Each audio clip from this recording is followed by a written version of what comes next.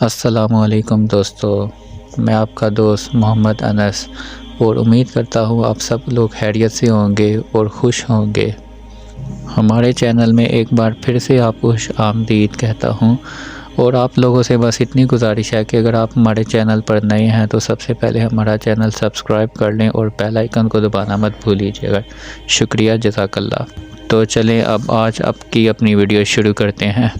بہترین فیصلہ چاہتے ہو تو اللہ تعالیٰ پہ چھوڑ دو، کیونکہ اللہ تعالیٰ جو بھی چاہتا ہے انسان کے حق میں بہتر ہی چاہتا ہے۔ تم نہیں جانتے لیکن وہ خوب جانتا ہے اللہ، تمہاری نادانیاں اللہ تعالیٰ کے فیصلے تمہاری نادانیوں سے بہت بہتر ہیں۔ دعا اور صبر سے کام لو اور اپنی نیت صاف رکھو، اللہ تعالیٰ تمہاری مدد ضرور کرے گا۔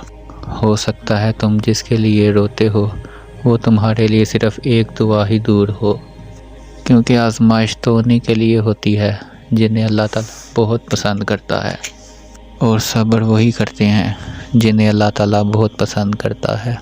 تمہارا اگر دل نیک ہوگا تو اس دل میں صرف ایک ہوگا، اور تمہاری تقدیر بھی اللہ تعالیٰ اتنی دفعہ ہی بدلتا ہے جتنی دفعہ تم اللہ پاک کے آگے ہاتھ پھیلاتے ہو۔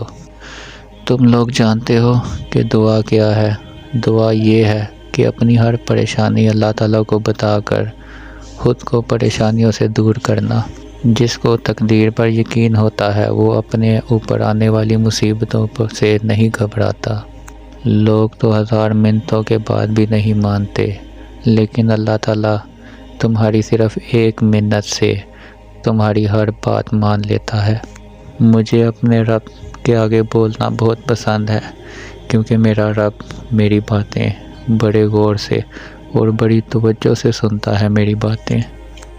اگر درد اللہ تعالیٰ سے بانٹ لیا جائے تو ہماری روح کو بھی سکون مل جاتا ہے۔ کچھ وقت اپنے رب کو دینے سے ہمارا وقت بھی سدھر جاتا ہے۔ اگر اللہ تعالیٰ تمہیں مشکل میں ڈالتا ہے تو مشکل میں ڈالنے سے پہلے تمہیں مشکل سے نکالنے کا وسیلہ بھی بنا دیتا ہے۔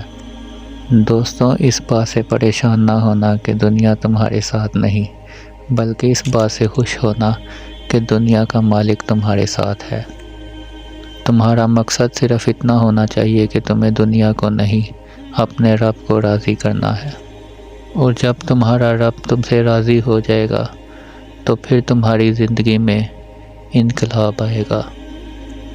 اللہ پر یقین رکھو، دنیا کے سارے کام تمہارے لیے آسان ہو جائیں گے۔ جزاک اللہ۔